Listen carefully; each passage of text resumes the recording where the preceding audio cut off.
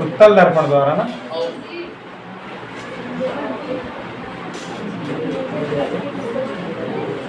ये हमारा एक है उत्तल दर्पण।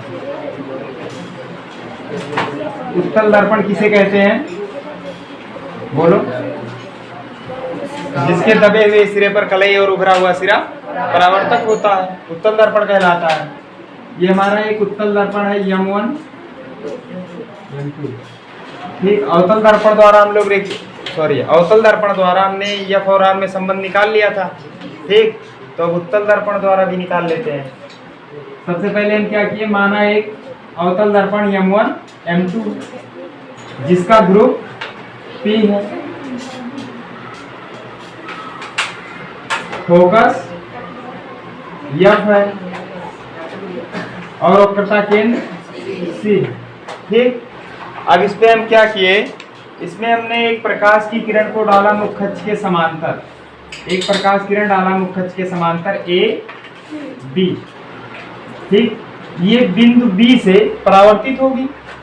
यहाँ से जब ये परावर्तित होगी किधर जाएगी, ऊपर जाएगी या नीचे जाएगी? ऊपर जाएगी, है ना भाई। परावर्तन के लिए हम क्या करते हैं, अगर कहीं से किसी पृष्ठ से परावर्तन हो रहा है तो परावर्तन के लिए पहले हमें अभिलंब खींचना पड़ता है, तभी पता चलेगा किरणें किधर जाएंगी ना, ऊपर जाएगी या नीचे जाएगी। अवतल दर्पण में नीचे चला गया था ना, अब इसमें भी वैसे खींचेंगे। पहले क्या खींचेंगे, अभिलंब खींचेंगे, ये यहाँ से लेकर ऐसे, ये हमारा अभिलंब हो गया। ठीक, अब देखो ये आपतित किरण है, ये आपतित किरण है नहीं। अगर ये दर्पण ना होता तो ऐसे प्रकाश की किरणें सीधे चली जाती ना, लेकिन यहाँ से क्या हो रहा है, परावर्तन हो रहा है, परावर्तन हो रहा है। तो अब देखो ये अभिलंब हो गया, ये आपतित किरण हो गया। तो जब प्रकाश की किरण निकलेगी तो इधर से ही तो जाएगी भाई, अभिलंब के दूसरी तरफ से ही तो जाती थी। तो प्रकाश की किरणें यहाँ से गई इस बिंदु B पर टकराई। अब यहाँ से परावर्तन के पश्चात ये मान लो BC, इसको मान लेते हैं D। ठीक, ये BD दिशा में परावर्तन के पश्चात चली जाती है। अब अगर हम यहाँ से देखें D से, अगर हम D से देखें तो हमें क्या लगता है, ये किरणें, फोकस को यहाँ मान लेते हैं, ये किरणें यहाँ से आ रही हैं। थोड़ा दूर हो गया, नाप के आप लोग बनाओगे तो सही बनेगा। ठीक है, जब नाप के बनाओगे कि फोकस बीच में रहता है ना, तो नाप के बनाओगे चित्र सही बनेगा। तो ये लग रहा है कि फोकस से आ रही है ना। उत्तल दर्पण में क्या होता था, जब प्रकाश की किरणें मुख्य अक्ष के समांतर जाती थी तो परावर्तन के पश्चात क्या लगता था कि फोकस से आ रही है। ठीक, यहाँ देखो ये हमारा क्या है, आपतित किरण है नहीं है, सॉरी ये आपतन कोण है, इसको हम किससे लिखेंगे, I से। ठीक, और ये क्या है, ये परावर्तन कोण है, इसको हम लिखेंगे R से। ठीक, ABCD हो गया, इसको मान लेते हैं E, मान लेते हैं इसको E। ठीक, अब देखो ये आपतन कोण हो गया, ये परावर्तन कोण हो गया। अच्छा देखो ये जो प्रकाश की किरण, ये अभिलंब और ये अपवर्तित किरण, सॉरी परावर्तित किरण ना, यहाँ जो कोण बन रहा है, ध्यान देखो शीर्षाभिमुख कोण बन रहा है नहीं। ये देखो एक प्रकाश की किरण ऐसे थी, ठीक, तो उसके बाद हमने क्या किया, एक अभिलंब ऐसे सीधा खींचा, तो ये क्या है, ये I था। उसके बाद ये परावर्तन के पश्चात क्या हुई है, किरणें ऐसे जा रही हैं, ऐसे जा रही हैं। इसी किरण को तो हम ऐसे बढ़ाए हैं। तो ये देखो ये वाला कोण और ये वाला कोण, ये कोण और ये कोण शीर्षाभिमुख कोण बन रहा है नहीं बन रहा है, बन रहा है ना। ठीक, ये शीर्षाभिमुख कोण बन रहा है, और शीर्षाभिमुख कोण क्या होते हैं, आपस में बराबर होते हैं। ठीक, दूसरी बात इसमें यह है, ये जो कोण है, ये वाला कोण इसके बराबर है, इसके बराबर है। क्यों बराबर है, क्योंकि देखो संगत कोण बन रहा है। ध्यान से देखो ये दो रेखाएं हैं, ये दो रेखाएं हैं। ठीक, इनको देखो, ये अभिलंब, ये एक तिर्यक रेखा है जो काट रही है। तो जो यहाँ कोण बनता है और यहाँ कोण बनता है, इसी को तो संगत कोण कहते हैं। तो जब दो समांतर रेखाओं को एक तिर्यक रेखा काटती है तो उनके संगत कोण आपस में बराबर होते हैं नहीं होते।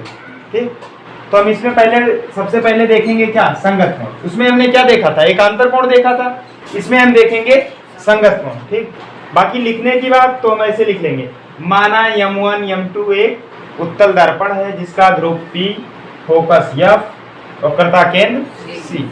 ठीक, अगर और भी लिखना है तो जिसके मुख्य अक्ष के समांतर चलने वाली प्रकाश की किरणें ए बी बिंदु बी से परावर्तन के पश्चात बीडी दिशा में चली जाती है, बीडी दिशा में चली जाती है। ठीक, उसके बाद बिंदु बी पर हमने एक अभिलंब खींचा, क्या, सी ई। ठीक, बस इतने लिखना है। ठीक, नहीं तो आप केवल इतना ही लिख देना, काम हो जाएगा कि एक उत्तल दर्पण M1 M2 है जिसका ध्रुव P है, फोकस F है, वक्रता केंद्र C है। ठीक है, और बाकी ये जान रहे हो मुख्य अक्ष के समांतर जाने वाली किरणें क्या होती हैं, परावर्तन के पश्चात क्या होती है, लगता है कि फोकस से आ रही है। ठीक, इसमें हम सबसे पहले देखेंगे क्या, ये देखेंगे कोण ए बी ई। सबसे पहले हम देखेंगे कोण ए बी ई बराबर कोण बी सी एफ के, कोण बी सी एफ के। क्यों बराबर है, क्यों बराबर है, संगत कोण है, शीर्षाभिमुख नहीं। ये देखो ए बी ई, उसके बाद क्या है बी सी एफ, संगत कोण है नहीं, यहाँ बना के बताया था चित्र ना, संगत कोण है। अब देखो लिख देंगे इसको, क्या, संगत कोण। ठीक, इसको मान लेते हैं समीकरण 1। ठीक, इतना हो गया। इसके बाद अब देखो शीर्षाभिमुख कोण, ये वाला, ये यानी डी बी ई बराबर एफ बी सी के, क्या, कोण डी बी ई बराबर कोण एफ बी सी के, एफ बी सी के। क्यों, शीर्षाभिमुख कोण। इसको मान लेते हैं समीकरण 2, लिख देते हैं शीर्षाभिमुख कोण।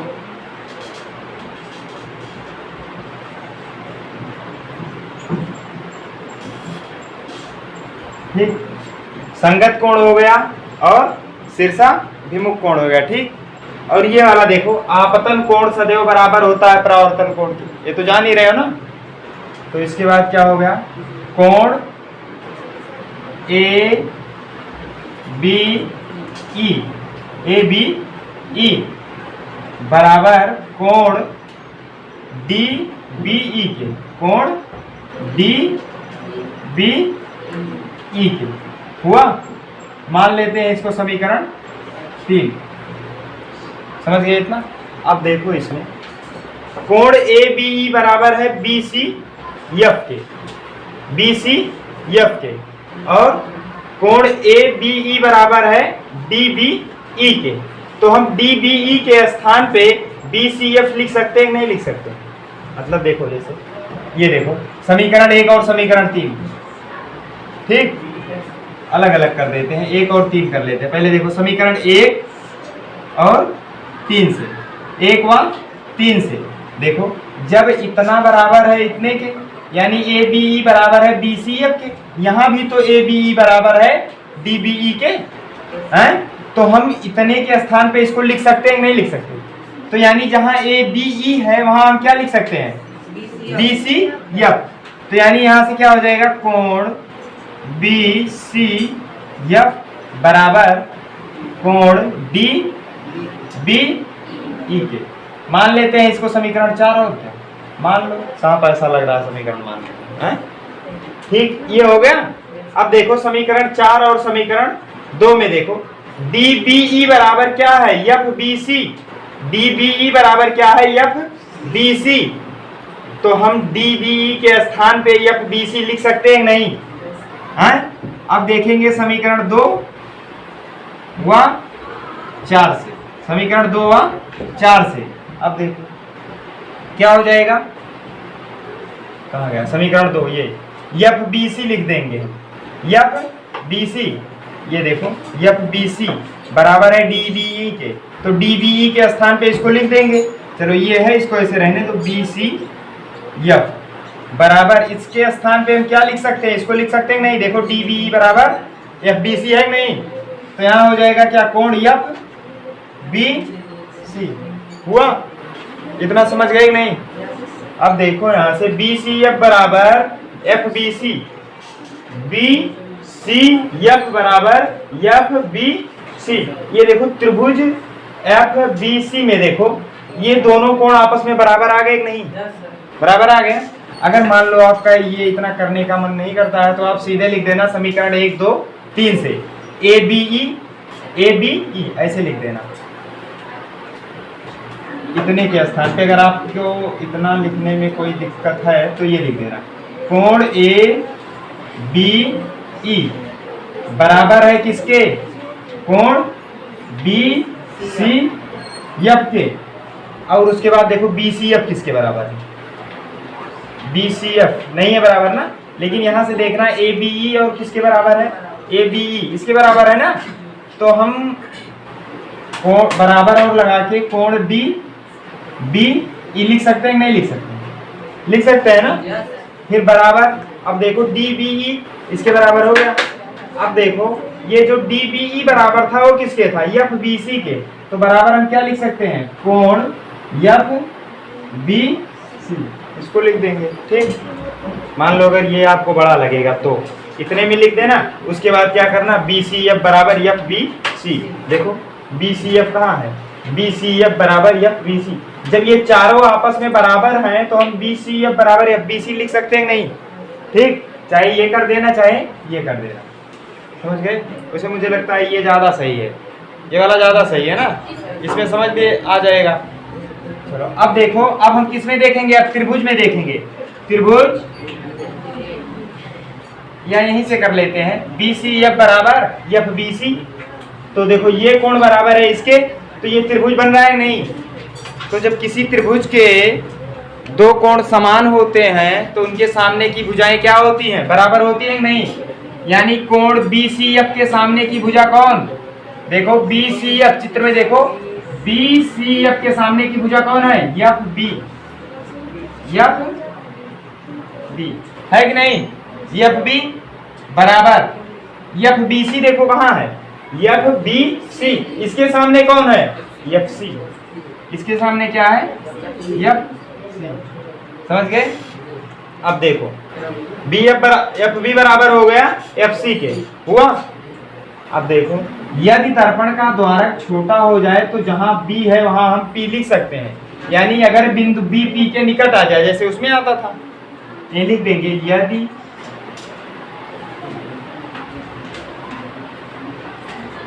बिंदु बी पी के निकट हो, पी के निकट हो। अगर बी पी के निकट होगा तो हम क्या लिख सकते हैं, बी के स्थान पे हम पी लिख सकते हैं, नहीं लिख सकते? तो यहां से देखो बी है तो यहां से क्या हो जाएगा, एफ पी, पी एफ लिख लेते हैं, अच्छा लगता है। पी एफ बराबर एफ सी हुआ, पी एफ बराबर एफ सी हुआ कि नहीं? हैं? यानी जहां एफ सी मिलेगा हमको वहां हम पी एफ लिख सकते हैं। अब देखो हमें निकालना क्या था, वक्रता त्रिज्या और फोकस दूरी में संबंध। हम जानते हैं ये यहाँ से यहाँ तक की दूरी क्या, आर, और ये इतनी दूरी क्या, एफ है। तो क्या इसको हम ऐसे नहीं लिख सकते कि पी सी बराबर P F plus F C, लिख सकते हैं नहीं लिख सकते? यहाँ लिख ली क्या, चलो यहाँ लिख लेते हैं। देखो इसको हम ऐसे लिख सकते हैं नहीं, पी सी बराबर P F plus F C लिख सकते हैं ना। अब देखो पीसी कितना है, पीसी का मान आर, ठीक, और पीएफ का मान कितना है, एफ। हमें एफसी का मान नहीं पता है ना, लेकिन देखो एफसी बराबर किसके है, पीएफ के। तो पीएफ के स्थान पे हम, सॉरी एफसी के स्थान पे क्या लिख देंगे, पीएफ। तो यहाँ भी पीएफ हो जाएगा, एक लाइन और लिख लेते हैं, पीएफ हो गया, ठीक। अब आर बराबर क्या हो गया, एफ प्लस पीएफ, एफ हो गया। आर बराबर क्या, 2 एफ, तो एफ बराबर आर अपान 2। समझ गए नहीं? देखो अवतल दर्पण में हमने सबसे पहला काम क्या किया था, उसमें हमने देखा था परावर्तन का नियम लगाया था, यानी आपतन कोण बराबर होता है परावर्तन कोण के। उसके बाद क्या किए थे, एकांतर कोण लगाए थे, यही तो लगाए थे, बस उसमें 2 ही लगाए थे। ठीक, इसमें क्या किए हम पहले हमने क्या किया, संगत कोण लगा दिया। उसके बाद क्या देखेंगे, शीर्षाभिमुख कोण देखेंगे। उसके बाद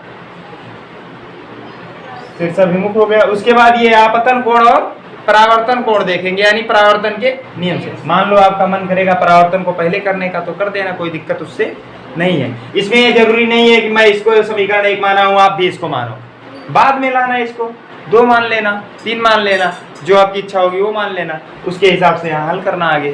ठीक, कुछ समझ आया, कुछ नहीं है, बकना, इतना बकने के बाद कुछ आया है? पहला काम क्या करोगे, संगत, फिर शीर्षाभिमुख, फिर परावर्तन। लेकिन आपको ये याद रहना चाहिए कि फोकस दूरी और वक्रता त्रिज्या में संबंध है क्या। कोई भी डेरिवेशन आपको लगाना है अगर, तो आपको सूत्र पता होना चाहिए कि हमें लाना क्या है। तब मान लो अगर आप कहीं बीच में गलती करते हो तो आप पकड़ ले जाओगे कि हाँ गलती हमसे हो कहाँ रही है, समझ रहे हो ना। अगर सूत्र पता ही नहीं रहेगा तो जो उल्टा सीधा निकालोगे वही सोचोगे हाँ सही है, समझ रहे हो ना। जैसे मान लो अगर अभी यहाँ तक हम आ गए ना, अब इसके बाद दिमाग काम करना आपका बंद कर देगा कि पी एफ बराबर एफ सी हो गया, अब कहा करें, अब क्या करें, पी एफ का मान रख दें एफ सी, अब क्या हो, दिक्कत हो जाएगा ना। तो लेकिन आपको ये याद रहेगा हाँ आर बराबर 2f होता है, तो कुछ ना कुछ दिमाग काम कर जाएगा कि पी सी बराबर P F plus F C कर लें, और एफ सी जो है वो पी एफ के बराबर है, और मान रख देंगे, एफ बराबर r/2 आ जाएगा। ठीक, यही सूत्र है भैया उत्तल दर्पण के लिए फोकस दूरी और वक्रता त्रिज्या में संबंध। ठीक, अवतल दर्पण के द्वारा हो गया था। इतना बातें समझ में आई। और ये पूछता जरूर है, चाहे 1 नंबर का पूछेगा लेकिन पूछेगा जरूर पेपर में, चाहे सवाल ही पूछ लेगा, कहेगा फोकस दूरी इतना है, त्रिज्या ज्ञात कीजिए, वक्रता त्रिज्या ज्ञात कीजिए, वक्रता त्रिज्या दिया रहेगा, फोकस दूरी पूछ लेगा, समझ रहे हो ना। बात ना करो यार, मेहनत से समझाता हूँ, बात करते हो गुस्सा लगता है। तो आपको अगर मान लो आर दिया रहेगा तो आर के स्थान पे आर रखना, बटे में 2 से भाग करना, एफ का मान निकल जाएगा। मान लो एफ का मान दिया रहेगा तो 2 से गुणा करना, आर का मान निकल जाएगा। एक क्वेश्चन पूछेगा जरूर पक्का, इसको कंफर्म जान लो, ठीक है। नहीं पढ़ोगे तो आपकी जिम्मेदारी है, मेरा काम है बताना, मैंने बता दिया। ठीक, आपका काम है पढ़ना। ठीक, पढ़ो मेहनत से। जब तक रिवीजन नहीं करोगे तब तक कुछ होगा नहीं, है ना। गुलामी थोड़ो करते हैं सरस्वती देवी तोरे कि बला लेवा चला आई हैं, बुला लोगे चले आएंगे। जब रिवीजन करोगे तभी आएगा, ठीक है, नहीं तो आएगा नहीं। चलो फिर लगा लो इसको।